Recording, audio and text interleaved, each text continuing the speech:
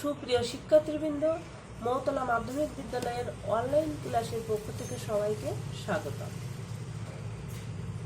আমি সুপ্রিয়া ঘোষ, সহকারী শিক্ষক, মৌতলা মাধ্যমিক বিদ্যালয়, কালীগঞ্জ, সাতক্ষীরা। আজকের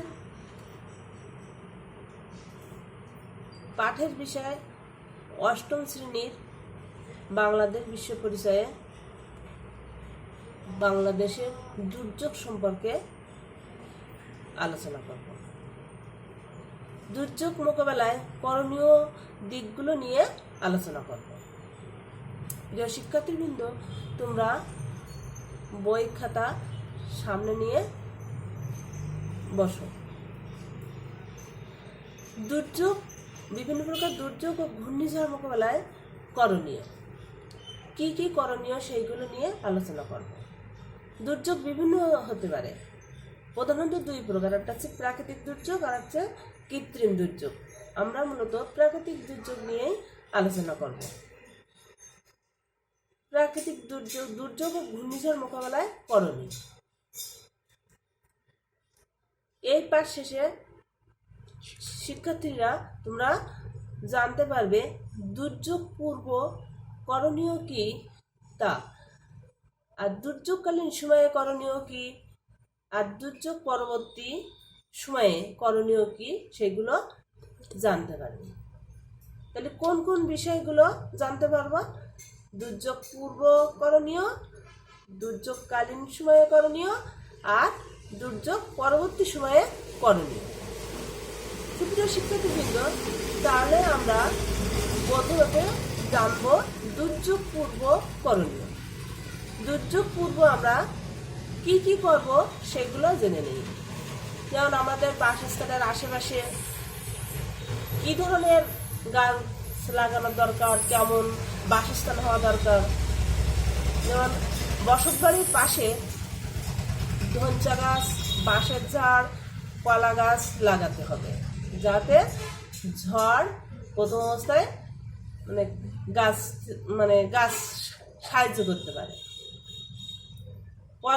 তারপরে উচ্চ জায়গায় বসতবাড়ি, শুধু বসতবাড়ি নয়, হাঁস মুরগির ঘরও উঁচু জায়গায় তৈরি করতে হবে।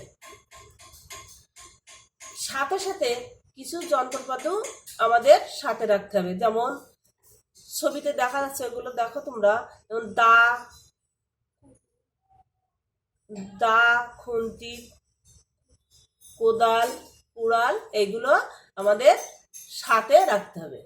কখন কোনটা লাগবে সেটা বলা যাবে না। তারপরে কিছু শুকনো খাবার সাথে রাখতে হবে। শুকনো খাবার বলতে কোনগুলো? যেগুলো আমরা সপ্তাহ পর সপ্তাহ ব্যবহার করতে পারি, যেমন কি চিড়া, মুড়ি, খই, গুড় অথবা চিনি, এগুলো সাথে রাখতে হবে যাতে দুর্যোগ আমরা মোকাবেলা করতে পারি। এরপরও আরও কিছু আছে, সাথে থাকবে রেডিও, টর্চ লাইটের জন্য ব্যাটারি। অনেক সময় টর্চ লাইট ব্যবহার করতে করতে লাইট ফুরিয়ে গেল, সেই জন্য আমরা ব্যাটারিও একটা সাথে রাখবো। তারপরে দেখবা অনেকে আছে সাঁতার জানে না, তাদের সাঁতার শেখানোর উৎসাহ প্রদান করতে হবে। কিভাবে তারা সাঁতার শিখতে পারে সেই জন্য তাদের উৎসাহ দিতে হবে। তারপরে দুর্যোগ মোকাবেলার জন্য কিছু সঞ্চয় রাখতে হবে। ভবিষ্যতে ওই দুর্যোগ মোকাবেলার জন্য কিছু সঞ্চয় করার জন্য আগের থেকে তাদের প্রস্তুত থাকতে হবে। 2 টাকা 1 টাকা করে এরকম সঞ্চয় রাখতে হবে। তাহলে এরপরে আমরা আলোচনা করব হচ্ছে দুর্যোগকালীন। এর আগে যেটা আলোচনা করলাম সেটা হচ্ছে দুর্যোগ পূর্ব, দুর্যোগ হবে তার জন্য আমরা কি কি প্রস্তুতি করব সেইগুলো আলোচনা করলাম। এরপরে হবে দুর্যোগকালীন সময়ে করণীয়, দুর্যোগ চলমান সময় আমরা কি কি করব। দুর্যোগ সময় হঠাৎ দেখা গেল যে সন্ধ্যায় দুর্যোগ শুরু হয়েছে, তখন আমরা কি করব? ঘূর্ণিঝড়, জলোচ্ছ্বাস এসব শুরু হয়েছে, তখন আমাদের করণীয় কি? নিকটস্থ যে আশ্রয় কেন্দ্র আছে সেই আশ্রয় কেন্দ্রে সুষ্ঠুভাবে, মানে যাতে কারো ক্ষতি না হয়, জানামাল, তার বয়স্ক, বিভিন্ন প্রতিবন্ধী, নারী পুরুষ সকলকে সুষ্ঠুভাবে যাতে আশ্রয় কেন্দ্রে পৌঁছায় তার ব্যবস্থা করতে হবে। তার জন্য কি দরকার?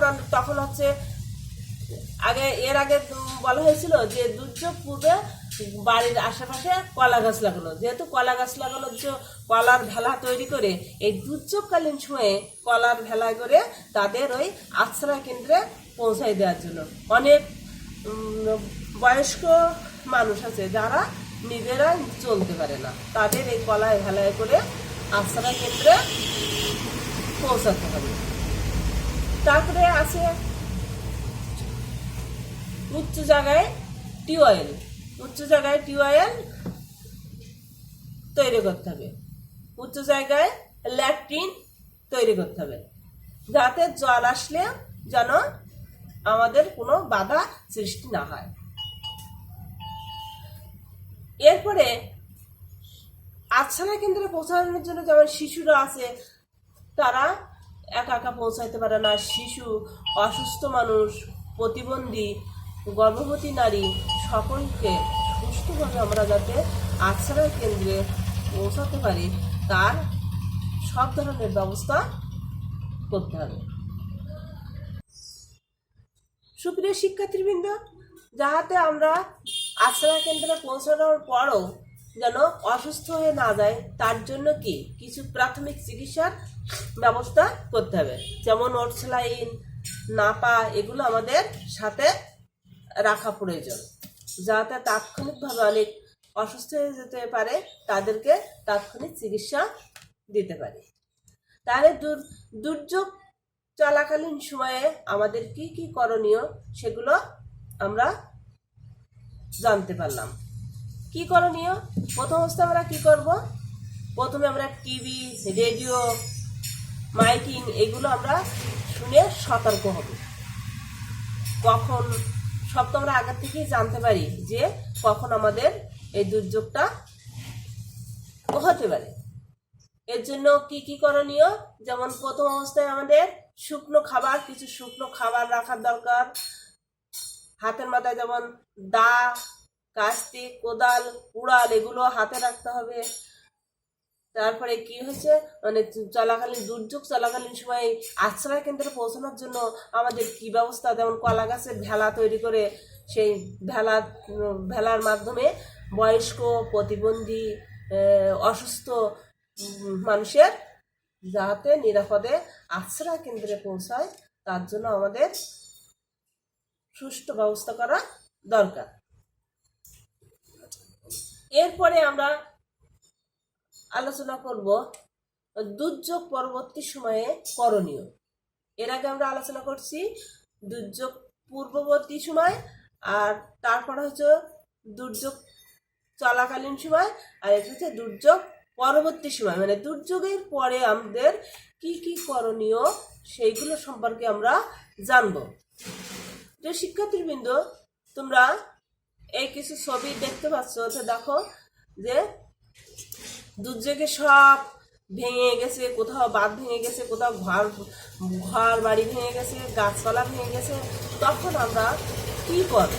এগুলো দেখো। প্রথম অবস্থা ঘর বাড়ি মেরামত করা, মানে স্বেচ্ছাসেবক, বিভিন্ন স্বেচ্ছাসেবক, গ্রামের মেম্বার চেয়ারম্যান যারা আছে তাদের সহযোগিতায় এই ঘর বাড়ি মেরামত করা, ঘর বাড়ি পরিষ্কার পরিচ্ছন্ন করা। অনেক বিল্ডিং দেখা গেল ধসে গেছে, ময়লা স্তূপে পরিণত হয়েছে, সেই সব স্বেচ্ছাসেবকদের মাধ্যমে নিজেদের সহযোগিতায় সেইগুলো পরিষ্কার করতে হবে। অনেক সময় দেখা যায় তার মধ্যে অনেক মৃত ব্যক্তি থাকতে পারে, সেগুলো আমাদের উদ্ধার করতে হবে। এরপরে লাশ দ্রুত উদ্ধার করে তা সমাহিত করার ব্যবস্থা করতে হবে। যেমন এই ধ্বংসস্তূপের মধ্যে অনেক লাশ থাকতে পারে, সেইগুলো আমাদের দ্রুত উদ্ধার করতে হবে এবং তাদের সমাহিত করার ব্যবস্থা করতে হবে। এই সমাহিত হয়তো অনেক সময় সব জায়গায় পানি, তখন কোথায় আমরা ওটা লাশটাকে সমাহিত করব? তখন দেখতে হবে যে উঁচু জায়গা আছে কোথায়, সেই উঁচু জায়গা কোথাও না কোথাও থাকবে, সেখানে সেই লাশটা সমাহিত করার ব্যবস্থা করতে হবে। তাহলে প্রিয় শিক্ষার্থীবৃন্দ, আমরা আজকে তোমাদের কিছু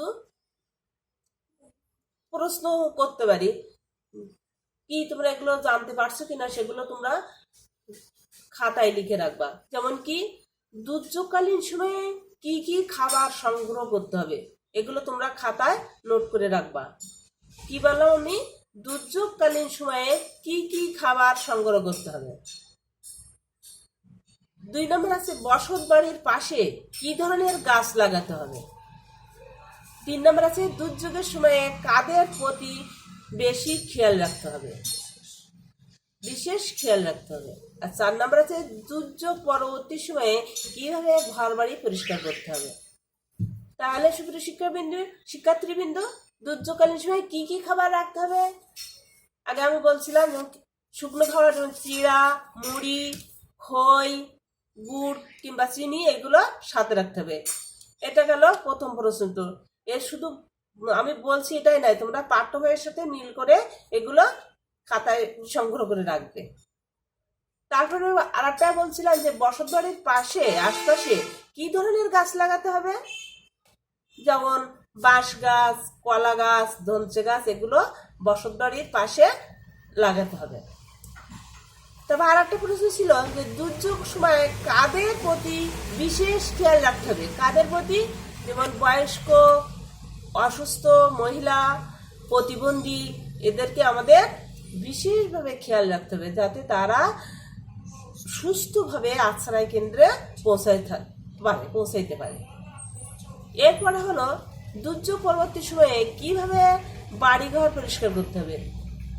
এর আগে আমি বলছি কিভাবে স্বেচ্ছাসেবক নিজেরা তাদের নিজেদের সহযোগিতায় ঘর বাড়িগুলো পরিষ্কার করতে হবে। অনেক সময় সেখানে লাশ পাওয়া যেতে পারে, সেগুলো আমাদের সুস্থ সমাহিতর ব্যবস্থা করতে হবে। ধন্যবাদ সবাইকে, সবাই সুস্থ থাকো।